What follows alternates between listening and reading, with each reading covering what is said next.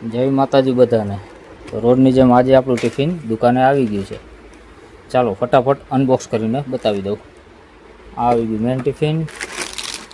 આ છે જેઠાલાલવાળા સાબુદાણા।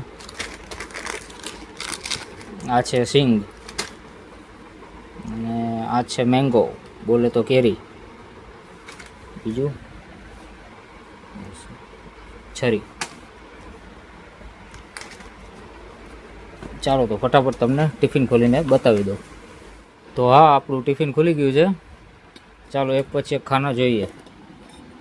તો પહેલા ખાનામાં છે કોરો ભીંડો, સરસ। ત્યારબાદ બીજા ખાનામાં